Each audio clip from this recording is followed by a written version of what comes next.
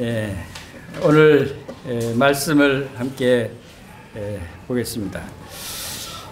히브리서 3장 1절 말씀입니다.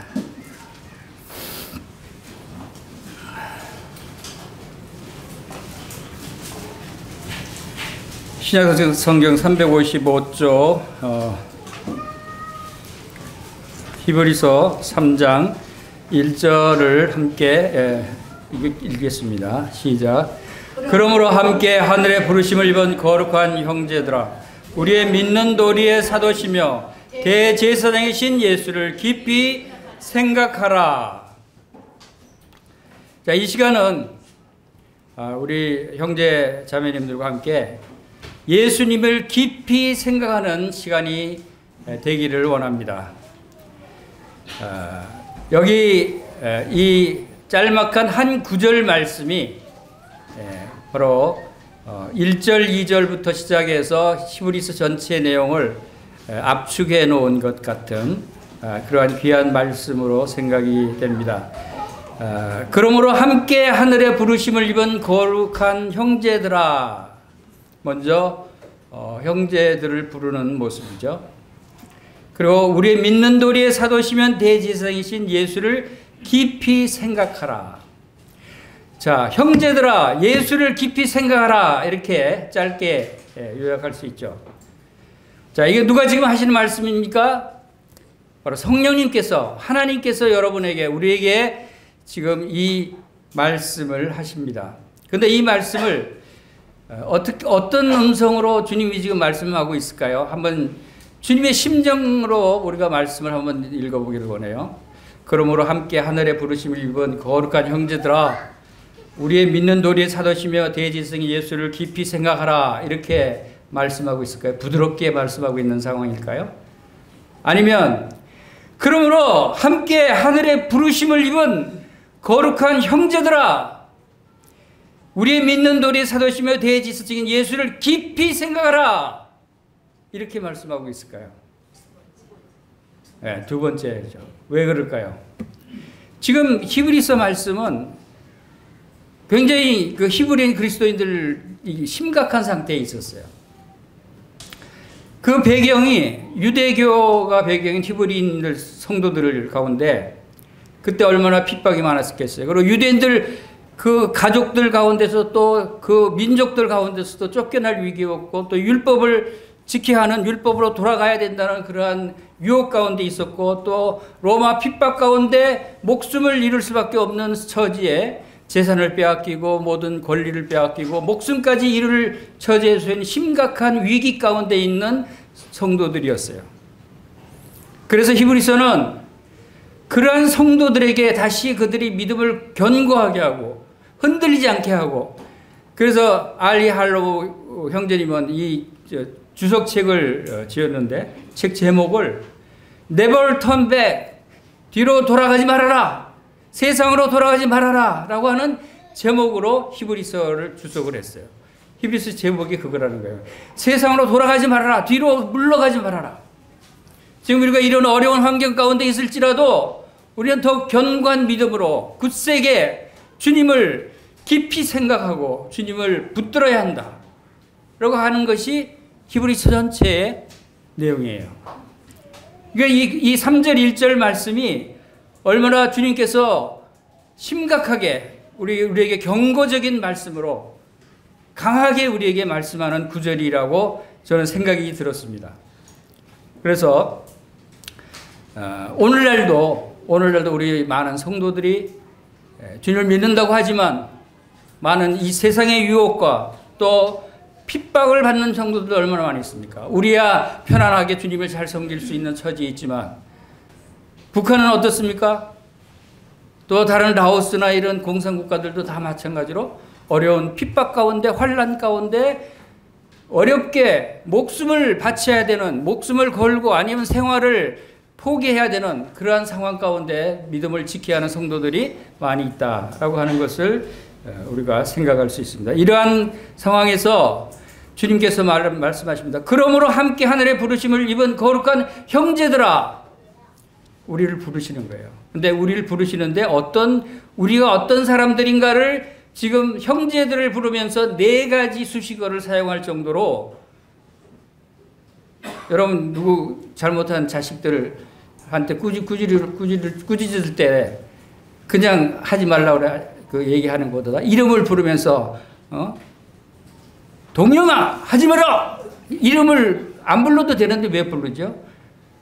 명심하라는 거야. 그 이름을 지적하는 거야. 우리 형제들아 라고 부르는 것도 그리고 함께 하늘의 부르심을 입은 거룩한 형제들아 하는 것도 우리들의 신분과 우리의 상태 또 우리의 처지 우리가 어떤 자들인가를 깨닫게 하기 위해서 바로 이런 수식어를 붙여서 우리를 부른다라고 하는 것입니다. 그리고 예수님을 깊이 생각하라는 것도 예수님이 어떤 분인가를 말씀하시면서 이 말씀을 주고 있는 것을 보게 됩니다. 그래서 예수를 깊이 생각하라. 이것이 참으로 우리 오늘날 성도들에게 필요한 말씀이다 생각이 됩니다. 자, 이 예수를 깊이 생각하라는 이 말씀은 우리가 또 다른 표현으로 믿음으로 예수를 깊이 생각하라고 표현할 수 있어요. 예수를 깊이 생각할 수 있는 사람은 믿음이 있는 사람이어야 돼요. 믿음이 없으면 여러분 예수님을 깊이 생각할 수가 없습니다. 그리고 이 구절을 영어 성경에는 예수께 시선을 고정시켜라 라고 번역이 됐어요. 고정시켜라. 예수를 깊이 생각하라 하는 것이 곧 예수님께 우리의 마음의 눈, 영적인 눈의 시선을 예수님께 고정시켜라 라고 말하고 있는 것을 보게 됩니다. 우리가 예수님을 생각할 때 예수님이 어떤 분인가를 아는 것이 매우 중요합니다. 이 세상 모든 인간들 가운데 예수보다 더 큰 사람이 있습니까? 더 큰, 더 위대한 사람이 있어요? 더 좋은 사람이 있어요? 더 예수님보다 더 높은 사람이 있습니까? 더 가치 있는 사람이 있어요? 예수님보다 더 뛰어난 사람이 있습니까? 예수님보다 더 확실한 구원자가 있습니까? 없어요. 오직 예수님만이 우리가 깊이 생각할 우리의 시선을 고정시켜야 할 분이시다 라고 하는 사실을 우리가 여기서 볼 수 있습니다. 우리들에게 많은 문제들이 있죠.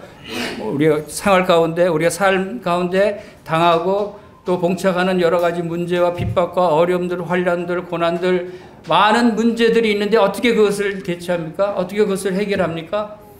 무슨 말씀을 많이 찾아보겠죠. 많은 말씀들이 있겠죠. 그런데 한마디로 한 가지로 간단하게 아주 쉽게 여러분들이 해결할 수 있는 방법이 있어요. 그것은 뭡니까? 바로 예수를 깊이 생각하라. 이 말씀을 순종하면 모든 문제를 여러분들이 해결할 수 있다. 예수님이 해결이고 예수님이 답이에요. 예수님이 길이요 진리요 생명이에요. 우리의 모든 문제의 길이 여기에 있어요. 그래서 바로 예수를 깊이 생각하라 라고 하는 이 강한 말씀을 우리에게 주고 있습니다. 그런데 이 예수를 깊이 생각하기 위해서는 우리 육의 생각으로는 할 수 없는 일이다 하는 것을 명심해야 돼요. 믿음이 아니고서는 할 수 없는 일이다. 로마서 8장 5절에 육신을 따르는 자는 육신의 일을, 영을 따르는 자는 영의 일을 생각하나니 육신의 생각은 사망이요 영의 생각은 생명과 평안이니라 그랬어요. 우리의 생각은 많은 생각을 할 수 있어요. 그런데 그건 육신의 생각으로는 안 된다는 거예요. 육신의 생각은 사망이라고 그랬어요. 그러나 영의 생각은 생명과 평안, 생명과 평안은 바로 예수님께로부터 온다. 예수님을 깊이 생각할 때 우리는 생명과 평안을 얻게 된다는 것을 알게 됩니다. 우리가 하나님을 깊이 알아야 됩니다. 하나님을 깊이 깨닫게 할 수 있는 방법이 뭐라고 말씀하십니까? 고린도전서 2장 10절에서는 오직 하나님이 성령으로 이것을 우리에게 보이셨으니 성령은 하나님의 깊은 것까지도 통달하시느니라 그랬어요. 하나님의 깊은 것까지도 통달해서 알게 하시는 것은 바로 성령님이시다. 성령의 생각, 영의 생각으로 예수님을 깊이 생각할 때 하나님의 깊은 것까지도 알게 된다라고 하는 것을 우리에게 나타내 보여주고 있습니다. 자, 왜 예수님을 깊이 생각해야 되는가 하는 것들, 이것은 우리가 우리 스스로 해결책, 우리의 문제에 대한 해결책을 다른 데서 찾으려고 하면 안 된다는 겁니다. 모든 문제가 예수님께로부터 나온다라고 하는 것입니다. 그래서 먼저 예수님을 깊이 생각하면 무엇을 알게 될까요? 하나님이 어떤 사랑으로 우리를 사랑하셔서 하나님의 자녀라 일컬음을 얻게 하셨는가를 알게 돼요. 예수님을 깊이 생각하면. 그것이 가장 중요합니다. 그리고 그것을 알 때 우리는 정말 하나님의 모든 충만함으로 충만한 삶을 살 수 있게 된다고 에베소서 3장에 말씀하고 있어요. 두 번째로는 예수님을 깊이 생각할 때 우리는 하나님의 형상을 본받게 됩니다. 우리의 모든 삶의 본을 예수님으로부터 찾을 수 있어요. 예수님이 걸어가신 그 길을 뒤쫓아갈 수가 있어요. 그 십자가의 길일지라도 그 길을 쫓아갈 때 우리의 모든 문제를 해결할 수 있다라고 하는 것입니다. 그것이 바로 예수님이 어떤 분이신가를 알고 생각할 때 바로 우리의 영적인 침체를 벗어날 수 있는 길이다. 영적인 침체를 벗어날 수 있는 길이다. 우리가 영적인 침체를 벗어나고 영적으로 성숙하고 싶어 하고 할 때 많은 우선 하나님 말씀을 많이 배워야지. 예, 맞습니다. 하나님 말씀을 많이 배워야 됩니다. 그러나 그것을 가장 간략하게 빠른 길을 요약한다면 예수님을 깊이 생각하는 길입니다. 예수님을 깊이 생각하면 여러분들이 하나님의 깊은 것까지 통달하게 될 뿐만 아니라 예수님의 형상을 닮아가게 될 수 있습니다. 예수님의 장성한 분량에까지 이르게 되는 성장을 이룰 수가 있어요. 모든 것을 예수님을 깊이 생각하는 것에 집중한다면, 그래서 영어 성경에는 예수께 시선을 고정시켜라 라고 번역을 한 것을 볼 수가 있습니다. 그래서 이런 말씀을 토대로 해서 믿음에 대해서 우리가 예수님을 깊이 생각할 때는 믿음이 없으면 안 된다고 그랬죠. 우리의 믿음을 어디에 둬야 됩니까? 예수님께. 믿음은 곧 예수 그리스도다라고 얘기할 수 있는 거예요. 예수를 깊이 생각하는 것은 꼭 믿음의 눈으로 보라는 말씀이죠. 그래서 어떤 핍박과 고난과 어려움이 있을 때 우리가 예수를 깊이 생각하고 예수님을 꽉 붙잡을 수밖에 없는 그러한 믿음의 자세를 나타내 보여야 된다는 것입니다. 저는 어릴 때 바닷가에서 태어나서 바다에서 많이 자랐어요. 그리고 또 가끔 바다로 놀러 가면은 바위 틈에 이렇게 조개들이 붙어 있고 뭐 여러 가지 해초도 있고 바다에 뭐 있으면 개도 지나가면 잡고 싶고 조개도 따고 싶고 하는 마음이 들어서 가끔 그렇게 해봅니다. 근데 바위에 조개들이 붙어 있을 때 조개 따기가 쉬울까요? 어려울까요? 그건 아주 지능적으로 따지 않으면 따기가 어려워요. 무조건 따려고 그러면 조개가 사람이 접근하면 조개가 아주 바위에 착 더 달라붙어서 아무리 떼려고 해도 떼어지지가 않아요. 조개가 바위에 완전히 붙어서. 그런데 그 조개 근처에 가기 전에 조용히 접근을 해야 돼요. 조용히. 왜냐하면 조개가 귀가 있어요. 조개 귀가 있어서 가장 접근해서 막대기로 조개를 탕 내리치면 탁 떨어져요. 근데 그 다음부터는 안 돼요. 왜? 조개가 옆에 조개들이 다 들어서 귀가 있어서 다 듣기도 아이고 이거 옆에 조개가 지금 탕소리 나는 거 보니까 저기 침입했나 보다 하고 더 바짝 붙어서 그 다음부터는 아무리 쳐도 안 떨어져요. 막 조개를 깨야 돼. 깨도 안 떨어져요. 살은.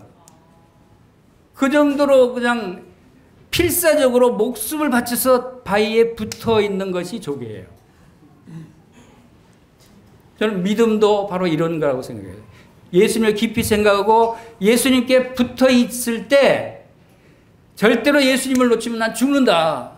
여러분이 사탄 마귀가 여러분들을 그 떼어놓기 위해서 유혹도 하고 살금살금 와서 치기도 하고 그냥 칼로 내리치기도 하고 하는데 절대 놓치면 안 돼요. 바위는 바로 예수님이에요. 조개는 우리가 예수님께 붙어 있는 정도로 바로 이렇게 믿음은 이렇게 견고하게 마음을 다해서 뜻을 다해서 목숨을 다해서 붙들어야 하는 것이 바로 우리의 예수님에 관한 믿음이다 라고 하는 것을 생각하게 됐습니다. 조개가 뭐 지식이 많아요? 조개 지식 별로 없어요. 단지 뭔 지식이에요? 내가 이 바위에 꽉 붙어 있으면 산다.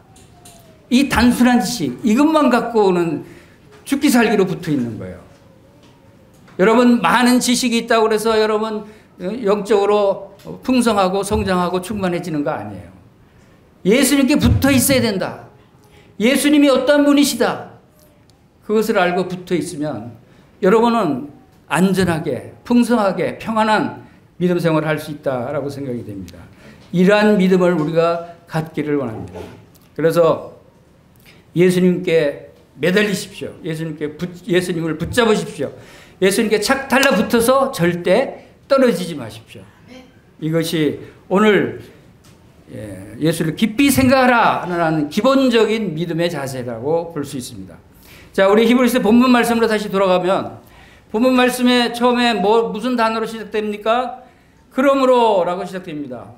그러므로라고 하는 것은 그 이전의 내용들을 참고해서 그러기 때문에 이런 뜻이죠. 그 이전의 내용들은 뭡니까? 히브리서 1장과 2장 내용이었어요. 1장과 2장을 말씀을 하시고 나서 바로 형제들아 예수를 깊이 생각하라 라고 하신 거예요. 그러면 1장, 2장을 좀 잠시 간략하게 살펴보는 것이 도움이 되겠죠. 자, 1장 내용엔 주로 어떤 내용들이 있을까요? 특별히 1장 2절에서 4절, 8절 말씀을 보겠습니다.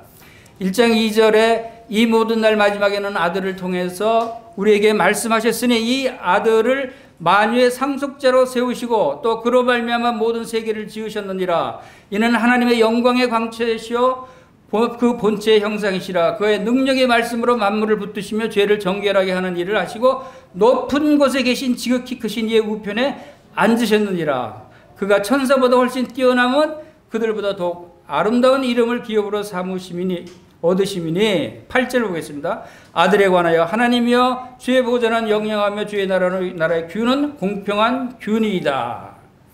자, 이게 1장에 나온 예수 그리스도가 누구냐는 말씀의 요약이에요. 예수 그리스도는 어떤 분이라고요? 바로 아들이라고, 하나님의 아들로 표현하고 만유의 상속자라고 그러셨어요. 모든 만물의 상속자다. 하나님을 대신해서 상속받는 것이죠. 그리고 모든 세계를 지으신 분이시고 하나님의 영광의 광채시고 본체의 형상이라고 그랬어요. 이 말씀은 다시 말해서 8절 말씀처럼 아들에 관하여는 하나님이여 주의 보좌는 영영하며 하고 하나님으로 직접 호칭하는 것을 보게 됩니다. 즉 예수님은 하나님이시다는 거예요. 예수는 천지를 지으신 여호와 하나님이시라는 거예요. 예수님의 신성을 확실하게 드러내는 말씀이다. 이 예수님을 깊이 생각하라는 거예요. 이 예수님이 우리와 함께 있고 우리를 지켜주시고 우리를 보호하신다는 겁니다. 그리고 그분이 바로 말씀으로 만물을 붙드시는 분이시다. 이 온 우주가 운행하고 돌아가는 이 한치의 오차도 없이 운행하고 돌아가는 것이 하나님의 말씀으로 붙드시기 때문에 돌아가는 것이다 라고 하는 것을 이 말씀을 보게 됩니다. 이 과학적으로 증명이 안 되는, 증명할 수 없는 놀라운 하나님의 신비가 바로 이 온 만물을 말씀으로 붙드신다라고 하는 것입니다. 여러분 이 물질 모든 것들을 하나님이 다 붙들고 계셔서 존재하고 있다는 사실을 알아야 됩니다. 모든 이 물질들을 자세히 들여다보면 원자와 분자와 전자로 이루어져서 현미경으로 들여다보면 다 공간이에요. 공간이고 움직이고 있어요. 하나님이 붙들고 계시지 않으면 그냥 다 흩어지고 없어지고 허물어질 수밖에 없는 것이 모든 물질들이다. 그리고 예수님은 천사보다도 뛰어나신 분이시다. 바로 이 유대인들이 천사 숭배의 사상을 가지고 있었어요. 천사들이 인간보다 높은 능력을 가지고 있고 높은 존재로 생각하고 있지만 그러나 예수님은 그분 천사들을 지으신 분이고 천사들보다 더 뛰어나신 분이시다. 그리고 아름다운 이름을 기업으로 가지신 분이시다 라고 하는 것을 1장에서 말씀하고 그 다음에 2장에서 어떤 내용을 주셨는가를 간략하게 보면 2장 3절에 뭐라고 했습니까? 우리가 이같이 큰 구원을 등한히 여기면 어찌 그 보응을 피하리요. 여러분이 구원 받으셨습니까? 여러분 구원 받은 그 구원이 어떤 구원이라고요? 이 큰 구원. 여러분 구원 받은 것이 얼마나 놀라운 구원인가를 깊이 생각할 수 있어야 된다는 거예요. 이 구원은 큰 구원이에요. 성경에 이렇게 직접 큰 구원이라고 표현을 하고 있어요. 여러분 이 큰 구원을 받은 자들입니다. 그러므로 형제들아라고 부를 수 있는 거예요. 그리고 9절에 보면은 2장 9절에 우리가 천사들보다 잠시 동안 못하게 하심을 입은 자 곧 죽음의 고난 받으심으로 말미암아 영광과 존귀로 관을 쓰신 예수를 보니 우리가 깊이 생각해야 될 이 예수님은 죽음의 고난을 받으신 분이시라는 거예요. 이 예수님이 왜 죽음의 고난을 받으셨어요? 왜 하나님 되시고 천지의 주제가 되신 예수님께서 왜 죽음의 고난을 받으셔야 돼요? 죽음은 죄를 지은 자가 죽는 것입니다. 죽음은 약한 자가 죽는 것입니다. 고난받는 거, 조롱을 받고 십자가에 고난받고 죽으신 것은 연약한 죄인들이, 극악 무도한 죄인들이 죽는 것이에요. 그것을 예수님이 왜 죽으셨어요? 바로 극악 무도한 죄인 중에 괴수인 여러분들을 위해서, 나를 위해서 예수님이 대신 죽으셨다는 사실이에요. 우리를 대신해서, 여러분을 대신해서 예수님이 이 죽음의 고난을 받으셨어요. 그러나 예수님은 죽음의 고난을 받으셨을 뿐만 아니라 영광과 존귀로 관을 쓰셨다. 어떻게 해요? 바로 하나님께서 죽음의 고난을 통해서 그 모든 죄를 용서하시고 다 이루신 후에 죽은 자 가운데서 부활하셔서 하늘로 승천하시고 하나님 보좌 우편의 영광 가운데 높이 올리셨다는 것을 말씀하고 있는 것입니다. 우리가 깊이 생각해야 될 예수님은 누구예요? 바로 지금 승천하셔서 하나님 보좌 우편에서 영광 가운데 계시는 그 하나님의 아들 예수 그리스도시다.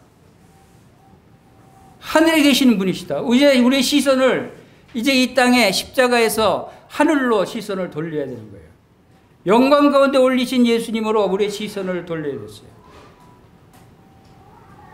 이 온 우주 만물에 으뜸되고 모든 만물이 그 앞에 무릎을 꿇게 되는 분으로 높임을 받으신 분이 바로 예수 그리스도시다 라고 하는 것입니다. 그리고 10절에 보면은 그러므로 만물이 그를 위하고 또한 그로 말미암아 이가 많은 아들들을 이끌어 영광에 들어가게 하시는 일에 그들의 구원의 창시자를 고난을 통하여 온전하게 하심이 합당하도다. 바로 이분이 왜 죽으시고 왜 이런 고난을 받으셨는가 하는 것은 만물이 그분을 위해서 이제 서 있고 또 많은 아들을 이끌어 영광에 들어가게 하기 위해서 많은 아들들이 누구죠? 여러분들이 하나님이 많은 아들들이에요. 어디로 들어가게 하신다고요? 이끌어서 영광에 들어가게 하기 위해서. 여러분들을 하나님 보좌 우편 그 영광 가운데로 들어가게 하기 위해서 예수님이 바로 곧 죽음의 고난을 받으셨다. 바로 여러분을 위해서, 여러분의 영생을 위해서, 여러분의 하나님의 자녀가 되게 하기 위해서 여러분을 바로 하늘의 영광 가운데, 하늘의 하나님의 빛 가운데 들어가게 하기 위해서 이 고난을 받으셨다. 그래서 구원의 창시자라고 표현을 하고 있습니다. 우리의 구원의 시작하신 분입니다. 구원의 창조자라고 해도 됩니다. 바로 우리 구원받은 것은 우리가 새로운 피조물로 창조됐기 때문에 새로운 창조를 이루신 분이 바로 예수 그리스도시다 라고 하는 것입니다. 그리고 11절에 보시겠습니다. 거룩하게 하시는 이와 거룩하게 함을 입은 자들이 다 한 근원에서 난지라. 거룩하게 하시는 이는 누구십니까? 하나님이십니다. 그리고 예수님이십니다. 그리고 거룩함을 입은 자들은 누굽니까? 바로 여러분들이에요. 여러분들이 거룩함을 입지 않았습니까? 예수 그리스도의 죄사함을 통해서 이제 의롭다함을 얻었고 거룩함을 입은 자들입니다. 다 한 근원에서 났다. 한 근원, 출생의 근원이 똑같다는 거예요. 예수님과 여러분이. 너희는 하나님께로부터 나서 예수 그리스도 안에 있고 예수 그리스도는 하나님께로부터 나서 우리의 지혜와 의로움과 거룩함과 구속함이 되셨느니라 라고 고린도전서 1장 30절에 말씀하고 있어요. 예수님도 하나님께로부터 났고 여러분도 하나님께로부터 났어요. 하나가 됐다는 겁니다. 그래서 예수님이 형제라 부르기를 부끄러워하지 아니하셨다. 11절 한 근원에서 난지라 그러므로 형제라 부르기를 부끄러워하지 아니하시고 라고 했죠. 예수님이 여러분들을 형제 자매로 부르는 것을 부끄러워하신다고요? 왜 안 부끄러워하시죠? 여러분이 초라하고 죄가 있고 능력도 없고 보잘것없는 분 아니세요? 천지주지이신 예수님이 여러분을 형제라 부르기에 얼마나 부끄러운 모습들이에요. 지금 안 그래요? 지금도 그렇잖아요. 그런데 부끄러워하지 않는데요. 왜냐? 예수님 우리의 겉모습을 보고 우리 연약함만 보지 않으셔요. 우리 영적으로 우리를 거룩하게 하셨기 때문에 영적으로 거듭난 영원한 생명을 가진 하나님의 자녀로 보기 때문에 형제라 부르기를 부끄러워하지 않는다. 그래서 바로 함께 하늘의 부르심을 입은 거룩한 형제들아 라고 형제들아 부르시는 거예요. 이 부르심은 바로 주님의 음성이라고 생각이 됩니다. 그러므로 형제들아 예수를 깊이 생각하라. 주님은 여러분을 형제라 부르기를 부끄러워하지 않으셔요. 그만큼 여러분을 이제 존귀한 자로 보시는 거예요. 여러분을 귀하게 이제 보신다는 것을 알 수 있죠. 그리고 14절에는 자녀들은 혈과 육에 속하였으며 그것 또한 같은 모양으로 혈과 육을 함께 지님은 죽음을 통하여 죽음의 세력을 잡은 자 곧 마귀를 멸하시며 예수님은 십자가의 죽으심으로 죄값을 치러주셨어요. 죽음의 세력을 잡은 자 마귀를 멸하신 것입니다. 마귀로부터 승리하신 것입니다. 그래서 한평생 매여 종노릇하는 죽음에 매여 종노릇하는 자들을 해방시켜 주시기 위해서 그래서 이제 형제라 부르기를 부끄러워하지 않는 여러분 형제 자매님들은 이제 죽음에 매여 종노릇하던 상태에서 해방됐어요. 그 얘기는 뭡니까? 죽음이 없어졌다는 거예요. 죽지 않는다는 겁니다. 죽지 않는다고 얘기하면은 거짓말하지 말라고 속으로 얘기하는 사람이 있을지 모르지. 그러나 제가 말씀드리는 것은 주님이 성경을 통해서 지금 말씀하고 있는 이 말씀은 영에 관한 말씀이에요. 육에 관한 말씀은 아니에요. 육으로는 죽죠. 그러나 영은 절대로 죽지 않는다는 것입니다. 그것이 우리의 믿음이 우리를 그것을 증거하고 있는 것이죠. 그래서 17절에 그가 범죄 형제들과 같이 되심이 마땅하도다. 예수님이 형제들과 같이 여러분과 같이 되심이 마땅한 것입니다. 그래서 이는 하나님의 일에 자비하고 신실한 대제사장이 되어 백성의 죄를 속량하려 하심이라. 바로 대제사장의 일을 하신 것입니다. 대제사장이 되어 백성의 죄를 속량하시기 위해서 이 일을 감당하셨다. 그래서 18절에 그가 시험을 받아 고난을 당하셨은즉 시험 받는 자들을 능히 도울 수 있느니라. 능히 도우실 수 있느니라. 주님께서 시험을 받아 고난을 당하셨기 때문에 시험을 받아 고난 당하는 여러분들을 사정을 아시고 아비가 자식을 불쌍히 여기같이 불쌍히 여기시고 우리의 체질을 아시는 분이시기 때문에 바로 우리를 능히 도와주실 수 있는 분이시다는 거예요. 이분을 깊이 생각하라는 것입니다. 여러분이 어려움을 당하고 핍박을 당하고 환난을 당할 때 무섭죠. 두렵죠. 불안하죠. 염려가 되고 근심이 되죠. 그러지 말라는 거예요. 이제 바로 주님께서도 이 고난을 당하셨기 때문에 여러분들을 시험받는 여러분을 능히 도와주실 수 있다라고 하는 것을 여러분들이 믿으시길 바랍니다. 바로 이제는 이제 주님께 은혜의 보좌 앞에 보좌는 하나님의 자리예요. 하나님은 이제 은혜의 보좌 앞에 담대히 나아올지니라고 우리를 요청하고 있어요. 하나님의 은혜의 보좌 앞에 이제 담대히 나아갈 수 있어요. 비록 우리가 보잘것없고 초라할 모습일지라도 왜 예수님께서 그 길을 열어주시고 예수님께서 다 이루어주셨기 때문에 이제 형제들아 예수를 깊이 생각하라 라고 말씀하시는 것입니다. 이제 본문 말씀으로 다시 돌아가면 히브리서 3장 1절에 이제 그러므로에 관한 얘기의 배경을 우리가 설명을 드렸어요. 1장과 2장을 통해서. 이제 본문 말씀으로 본격적으로 다시 들어가겠습니다. 본문 말씀에 형제들아 부르면서 앞에 4가지 수식어가 붙어 있어요. 형제들아, 여러분이 앞에 4가지 수식어가 들어있는 것을 여러분들이 잘 살펴보시기 바랍니다. 왜 이렇게 복잡하게 길게 4가지 수식어를 붙였을까? 그냥 형제들아 그래도 알아들을 텐데. 그렇죠? 이것은 중요한 거라는 거예요. 우리 자신을 돌아보라는 거예요. 우리 자신이 어떤 사람들인가를 알기를 원하시는 거예요. 여러분 형제 자매님들이 어떤 분인가를 여러분 돌아보셔야 됩니다. 여러분 함께 읽어보겠습니다. 함께 하늘의 부르심을 거룩한 형제들아 읽어보십시오. 시작. 함께 하늘의 부르심을 입은 거룩한 형제들아. 다시 한번 읽어보겠습니다. 시작. 함께. 이거를 외우라고 지금 제가 2번 반복시킨 겁니다. 이제 외우셨죠? 자, 그럼 써먹어야 되겠는데 어떻게 써먹는지. 자, 지금 우리 옆에 분들하고 인사를 하는데 함께 하늘의 부르심을 입은 거룩한 형제님, 자매님, 반갑습니다 라고 인사하겠습니다. 서로 옆에 분들께.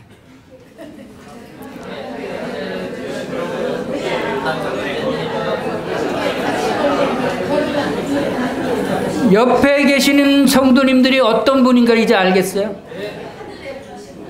어떤 분들이라고요? 끝까지 해야 돼요. 함께 하늘의 부르심을 받은 거룩한 형제들아. 이것이 얼마나 귀한 말씀이에요. 여러분, 형제 자매들을 볼 때 이 말씀을 꼭 기억하시면서 보시기 바랍니다. 그런데 함께 하늘의 부르심을 입은 거룩한 형제를 왜 어떻게 미워할 수가 있어요? 그 자매를 어떻게 미워하고 불평할 수가 있어요? 사랑스럽죠? 얼마나 귀한 분들인데 이 말씀을 잊어버리니까 불평하고 미워하고 오해하고 그러는 거예요. 다시 한번 읽어보겠습니다. 함께 하늘의 부르심을 입은 거룩한 형제님 자매님.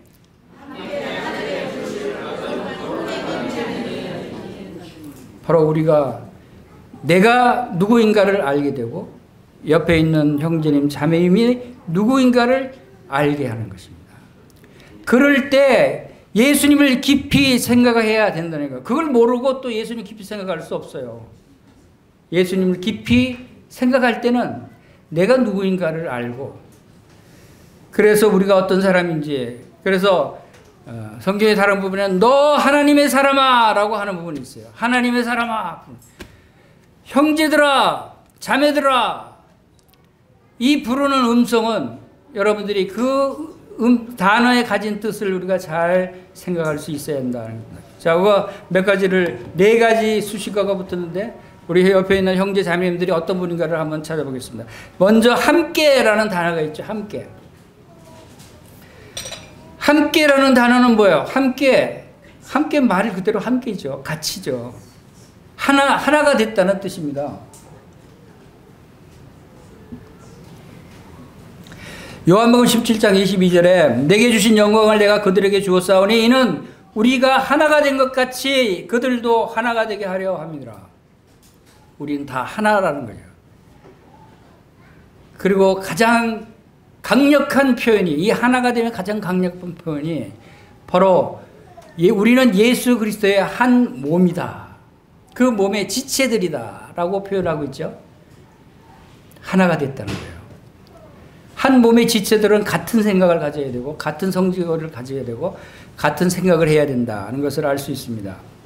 그래서 함께, 그 다음에 두 번째 단어는 뭐가 있죠? 하늘에. 함께 하늘의 부르심. 그 부르심인데 어디에 부르심이요? 하늘의 부르심입니다. 뭐 이 세상 대통령이 불러서 꼭 부르심을 받은 사람이 아니에요. 대통령보다 더 높은 천지주제이신 창조주 여호와 하나님의 부르심을 받은 자들이다. 하늘의 부르심. 차원이 다르죠? 이 세상에 아무리 높은 사람이 불러도 별거 아니에요. 그러나 영원한 하늘의 주재권을 가지신 하나님의 부르심을 입은 자들이다 라고 하는 것입니다. 그래서 지금 하나님이 지금 어디 계셔요? 하늘에 계셔요. 예수님 지금 어디 계셔요? 하늘에 계셔요. 예수님을 생각할 때는 하늘에 하나님 보좌 우편을 생각하셔야 돼요. 그런데 우리가 예수님이 내 안에 계셔요. 그건 무슨 말이에요? 바로 하늘로 올라가시면서 대신 성령을 우리에게 보내주셔서 내 안에 성령 하나님, 성령 예수님이 내 안에 계신다. 그래서 내가 그리스도 안에서 또 그리스도가 내 안에 계신다는 말을 할 수 있는 거예요. 이것을 우리가 구분할 수 있고 잊지 말아야 하는 것입니다. 그래서 그리스도 안에서 우리는 하늘에 속한 모든 신령한 복을 받았다고 에베소서 1장 3절에 말씀하고 있죠. 하늘에 속한 모든 신령한 복이에요.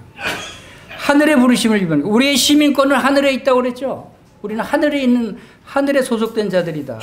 그리고 우리의 낮은 몸을 그리스도의 영광의 몸의 형체와 같이 변하게 할 것이다. 우리는 이제 주님이 재림하실 그때는 영광 가운데 함께 나타나게 된다는 것입니다. 그 다음에 단어는 무슨 단어가 나옵니까? 함께 하늘의 다음에 부르심이 있습니다. 부르심. 함께 하늘의 부르심을 입은. 부르심은 뭡니까? 누구의 부르심이라고요? 바로 하나님의 부르심이에요. 디모데후서 1장 9절에 보면 하나님이 우리를 구원하사 거룩한 부르심으로 부르심은 우리를 거룩한 부르심으로 부르심은 우리의 행위대로 하심이 아니요 오직 자기 뜻과 영원한 때 전부터 그리스도 예수 안에서 우리에게 주신 은혜대로 함이라. 행위대로 한 것이 아니고 은혜대로 하심이라 그랬어요. 자, 우리를 거룩한 부르심으로 부르셨다 그랬어요. 이 부르심을 하나님이 여러분을 부르실 때 뭘 보고 부르셨어요? 여러분이 뭐 노래를 잘해요? 여러분이 뭐 공부를 잘해요? 돈이 많아서? 아니면 뭐 운동을 잘해서? 뭔가 잘했기 때문에 부르셨을 거 아니에요. 여러분들은 뭐가 잘해요? 뭘 잘해요? 뭐 때문에 부르심을 입었어요? 잘 모르겠어요? 예수님 때문에 부르심을 받았죠. 여러분 보면 부를 만한 가치가 있어요? 없어요?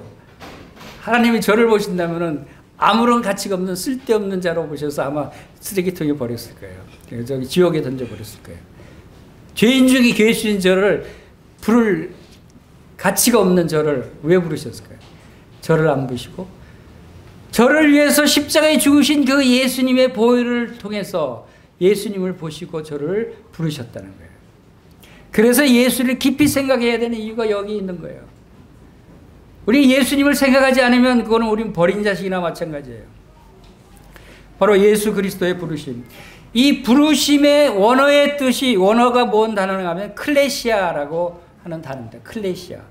이것은 부르심을 입은 자들 이런 뜻인데 여러분 교회의 원어는 뭔지 아세요? 에클레시아. 에클레시아와 클레시아가 비슷하잖아요. 뭐가 달라요? 앞에 에 접두어가 붙어 있어요. 부르심과 교회는 같은 뜻이에요. 그런데 앞에 에가 붙어서 부르심을 입은 자들의 무리, 모임, 집회 이런 뜻이 에클레시아, 교회라는 뜻이에요.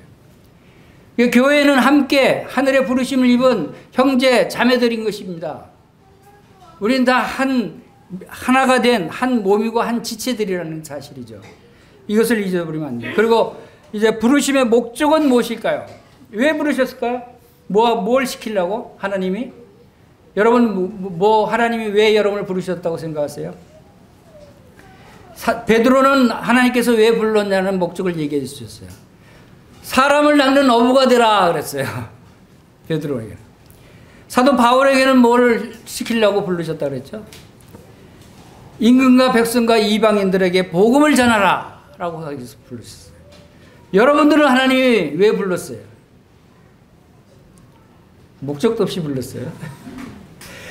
바로 여러분에게는 마태복음 28장 19절 말씀에 너희는 가서 모든 민족으로 제자를 삼아 아버지와 아들과 성령의 이름으로 세례를 베풀고 내가 너희에게 분부한 모든 것을 가르쳐 지키게 하라. 이것이 모든 성도들의 부르심이다 라고 생각됩니다.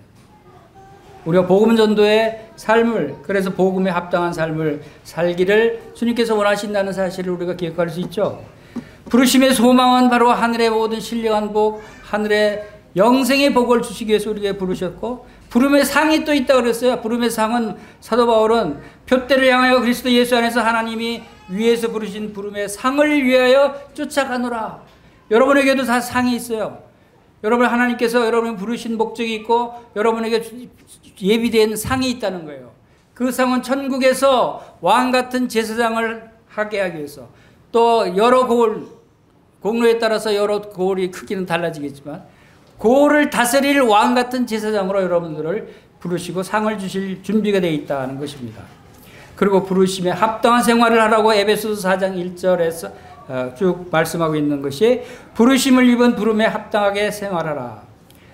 모든 겸손과 성령의 하나됨이게 하심을 힘써 지키라. 이런 말씀들이 부르심에 합당한 생활을 하기 위해서 주님께서 말씀하신 내용들이다라고 하는 것을 보게 됩니다. 그리고 골로새서 3장 4절 5절에 땅에 지체를 죽이라. 우리 생명 되신 그리스도께서 나타나실 그때 너희도 그와 함께 영광 중에 나타나리라. 그러므로 땅에 있는 지체를 죽이라. 곧 음란과 부정과 사형과 악한 정욕과 탐심이니 탐심은 곧 우상 숭배니라. 이 말씀들이 부르심에 입은 합당한 부르심에 합당한 생활을 하게 하시는 말씀이다라고 하는 것입니다. 그래서 이제 또 이제 남은 한 단어가 남았어요. 뭔 단어죠? 거룩한. 여러분 형제 자매님들이 함께 하늘의 부르심을 입었는데 바로 거룩한 형제들아 그랬어요. 거룩한 형제. 여러분들이 거룩하다는 사실을 여러분들이 꼭 기억하시기 바랍니다. 이 거룩하다는 것은 구원받은 자들의 특징이죠. 바로 거룩한 모습으로 모든 죄를 용서받아서 온전히 거룩함을 입은 그러한 상태로 구원받았다는 것입니다. 그래서 아까 읽은 말씀 가운데서 히브리서 2장 11절에서 말씀하신 대로 형제라 부르기를 부끄러워하지 않는 이유는 바로 우리가 거룩한 자로 부르심을 받았기 때문에 예수님께서 우리를 형제라 부르기를 부끄러워하지 않으신다라고 하는 것입니다. 자, 이렇게 해서 함께 하늘의 부르심을 입은 거룩한 형제들에 대해서 살펴봤어요. 그 다음 내용이 뭐죠? 이제 예수님에 대해서 말씀하고 있습니다. 우리의 믿는 도리의 사도시며 대제사장이신 예수를 깊이 생각하라. 예수를 깊이 생각하라고 하시면서 두 가지를 말씀하셔요. 어떤 분으로? 믿는 도리의 사도시다. 또 대제사장이시다.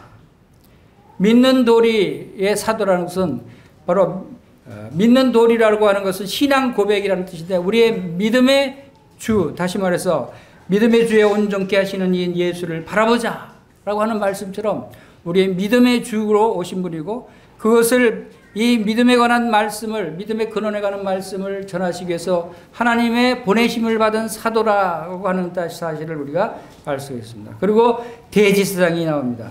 대제사장. 이 대제사장에 관한 말씀이 히브리서 전반적으로 걸쳐서 자세하게 나오는 내용이 바로 예수님은 대제사장이시다라고 하는 것입니다. 대제사장은 이스라엘 백성들이 구약의 율법에 따라서 하나님께 모형과 그림자로 하나님께 죄사함을 받기 위해서 제사를 드리던 모습에서 제사장들이 있고 대제사장이 있었어요. 그 중에서 대제사장은 백성들 전체를 대표하는 제사장이고 제사장 전체를 대표하는 제사장으로서 1년에 한 번씩 온 백성들의 죄를 다 용서받기 위해서 한 번에 용서받는 그런 제사를 드렸어요. 그것이 바로 그 짐승의 피를 가지고 1년에 1차씩 한 번씩 지성소의 속죄소 위에 피를 뿌리는 일.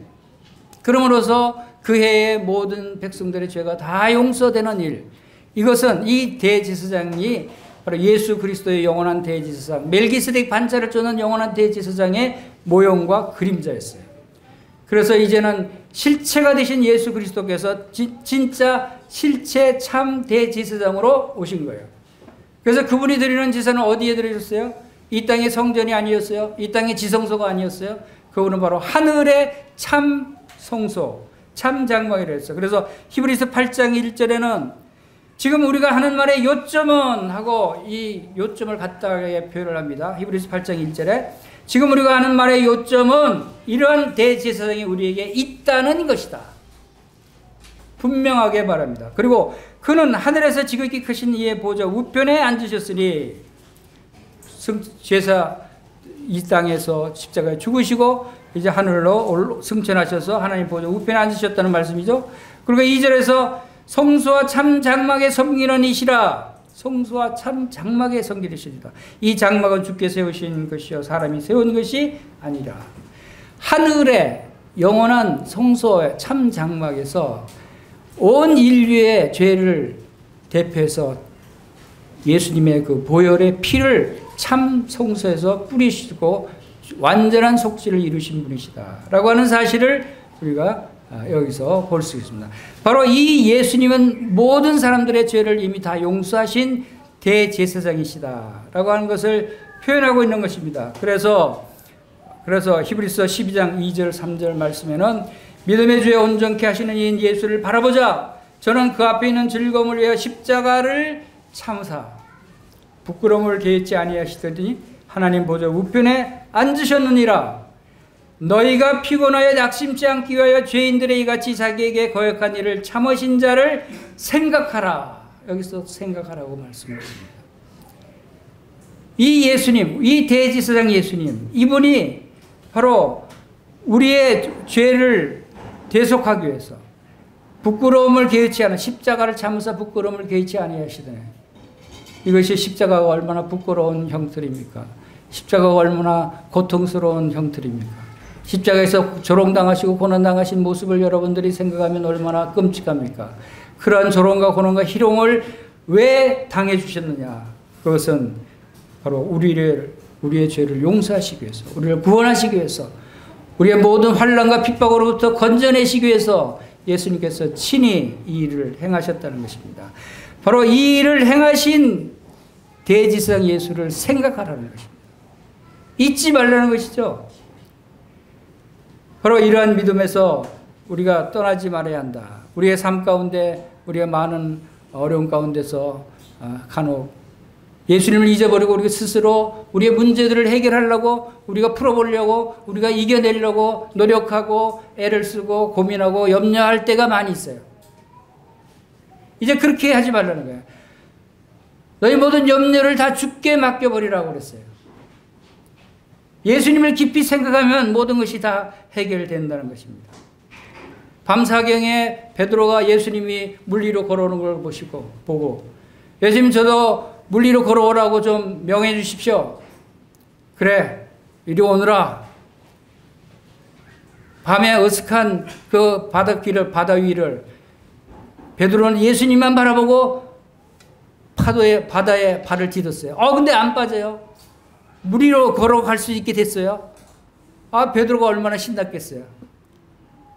예수님을 바라보니까 그냥 물 위로 걸어갈 수 있었어요. 그런데 바람이 불어서 풍랑이니까 예수님 보던 시선이 어디로 갔어요? 그냥 옆으로 아이고 이거 너무 빠지는 거 아니야? 바람을 보니까 예수님부터 시선을 돌리니까 물에 빠져버리는 거예요. 그래서 예수님은 믿음이 작은 자야 왜 의심하느냐? 어떤 풍랑이 일더라도 어떤 바람이 불더라도 예수님만 바라보고 걸어갔으면 예수님 있는 데까지 그대로 갔을 거예요. 우리의 믿음 생활도 우리의 신앙 생활도 믿음으로 말미암아 살리라. 이것은 바로 우리가 예수님을 깊이 생각하고 예수님께 우리의 시선을 고정시키는 삶을 산다면 옆에 풍랑이 일더라도 쳐다보지 마세요. 우리가 해결할 수 있는 풍랑이 아니에요. 우리가 해결할 수 있는 고민거리가 아니죠. 여러분이 돈이 많아서 그런 것들 여러분 고민거리 다 해결할 수 있겠어요? 여러분이 권력이 있어서 해결할 수 있겠어요? 여러분이 뭐 의사가 돼서 다 병 고칠 수 있겠어요? 우리가 할 수 있는 건 아무것도 없어요. 병 고칠 수도 없고 돈으로 해결할 수도 없고 힘으로도 해결할 수 없는 일들이 우리 주변에 우리의 생활에 산적까지 있어요. 이럴 때 우리는 무엇을 해야 됩니까? 염려하고 걱정만 하셔도 되겠습니까? 염려하고 걱정은 다 주님께 맡기고 예수를 깊이 생각하면 돼요. 예수님께 우리의 시선을 고정시키면 돼요. 그러면 흔들리지 않고 조개가 그냥 딱 바위에 붙어서 절대 떨어지지 않듯이 예수님만 바라보고 딱 붙어 예수 찰떡같이 붙어 있으면 여러분들은 깨지지 않고 떨어지지 않고 여러분의 믿음을 지키고 영광 가운데 나아갈 수 있다라고 하는 사실을 우리에게 지금 말씀해 주고 있는 것입니다. 주님, 여러분이 바로 이러한 대제사장 예수 그리스도 여러분이 깊이 생각하시는 여러분 되시기를 바랍니다.